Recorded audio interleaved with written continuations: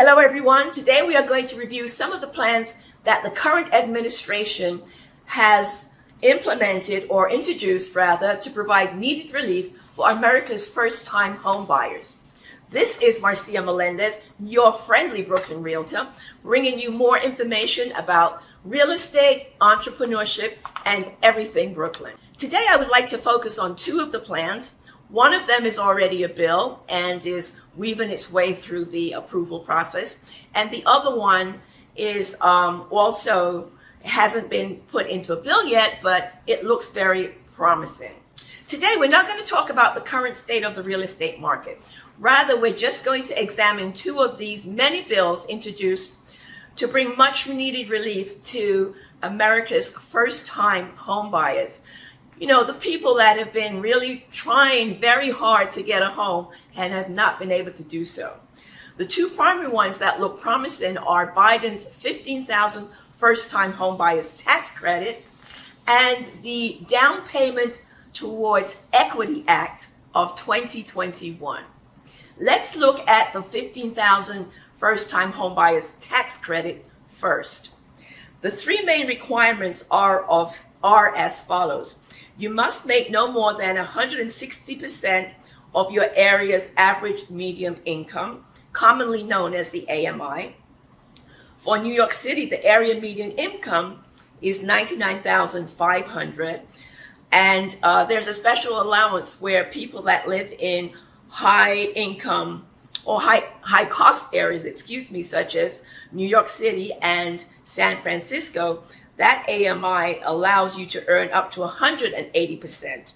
So that tops out in New York, that would top out at an income of $179,000, which is pretty good. It means that anybody that earns below $179,000 that has never purchased a home can now be eligible for this tax credit if it's the first time that they're purchasing property. The other criteria is that you must be a first-time home buyer or have not owned a home in the last 3 years. And you must occupy the property as your primary residence for a minimum of 4 years. So this is not for investors. If the act passes, and right now it is a fully fledged bill, first-time home buyers could claim their one-time tax credit of 10% of their home's initial purchase price, up to $15,000. In contrast to previous first-time home buyer tax credits, this is something that one can utilize immediately and actually return actual cash into your hands. Biden's proposal even suggests that the $15,000 tax credit could be provided at closing, potentially helping home buyers with their down payment costs or closing fees. So basically how it would work is that if you took advantage of this and you owed the government $25,000 if your tax bill was $25,000 and you utilize this program, then you would automatically get $15,000 off the amount owed to the government, and you would only pay $10,000. Now, it also, you could get back money into your hands, because if you owed $5,000 and you took advantage of this tax credit, you could potentially get back $10,000 on top of having your $5,000 paid. So it's really a good program, and I hope it gets passed. In a recent Forbes article, Kim Dula, a managing partner of Friedman's Accounting Office, shared her expertise on this tax credit with Forbes readers. And she said the home buyer credit currently being proposed by President Biden is actually more of an advance, rather than having to wait until you file your return to see the funds. The funds would be advanced to the home buyer at the closing table. We all know that just to think about saving all the money we need for purchasing a home and paying down is daunting. So to actually have this tool of an extra $15,000 coming to you, this will provide immediate relief in your purchasing if you meet the requirements. Biden's first-time homebuyer tax credit of up to $15,000 could help you advance quicker in your home buying journey. That's the bottom line. Next, we have the Down Payment Toward Equity Act, which is a direct endeavor by the current administration to lessen past racial inequalities and increase generational wealth in one's journey to home ownership.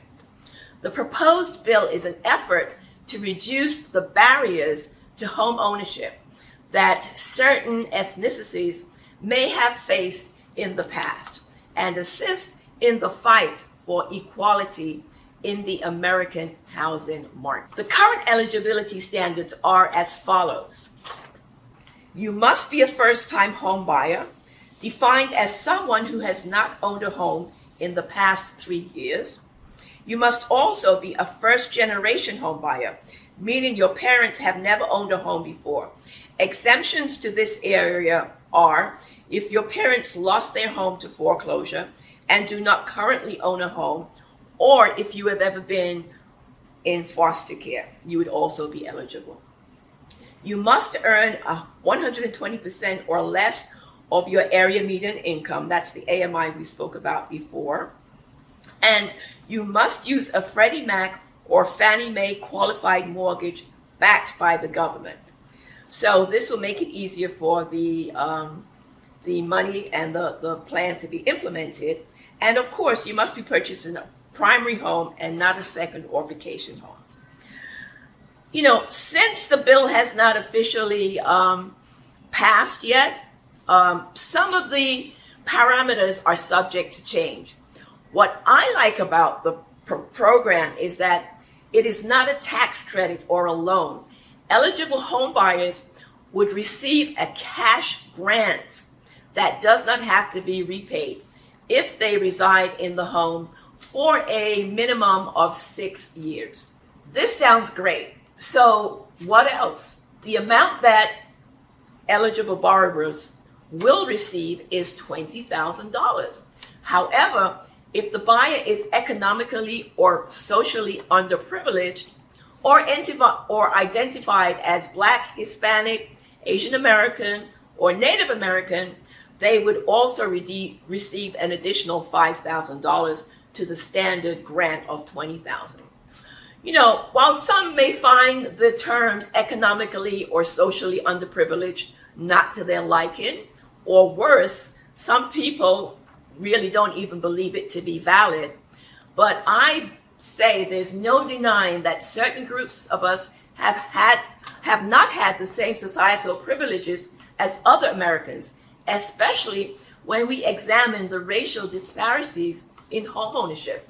You know, the Housing Act was passed in 1968. That's a Fair Housing Act, was passed in 1968. And this is 53 years later, and we're still talking about inequities in home ownership. You just have to look at some of the statistics that the government puts out and you'll find out. The financial grant can be applied towards a down payment, closing costs, or any home buying cost under the discretion of the buyer. What is also good is that prospective home buyers will find it easy to take advantage because they don't have to fill out any paperwork. You know, if they qualify, their mortgage lender would automatically process the grant at the closing with no extra work required on the part of the actual home buyer. Let's hope this one gets passed, as it would be for fiscal years 2021 all the way through 2030. So you better start saving for that home right now. Though these proposals have yet to be passed into law by our current legislator, it is worthwhile to get more information about them and to reach out to your local legislators and help get them passed if you agree with the premises of them. I believe that the quickest and easiest way for all individuals to become financially stable and wealthy, just to live comfortably while building generational wealth, is for them to purchase a home. And this will definitely make it easier. You're talking about $25,000 up to $25,000 that could be applied to a home purchase. So anyone that's for that goal of more Americans owning homes, and I don't know who would be against that, should really hope that these bills get passed. I've always learned that from my parents and extended family that home ownership is the path to go, and today it's even more important than before. You know, local home prices have increased rapidly in the past few months, and the rents are going up also. So, you know, I think it's so important that one gets someplace stable that they can call their own, and they know that, you know, taxes will go up somewhat, yes, but definitely once you have your home, you know, your housing cost is fixed basically for the rest of your life.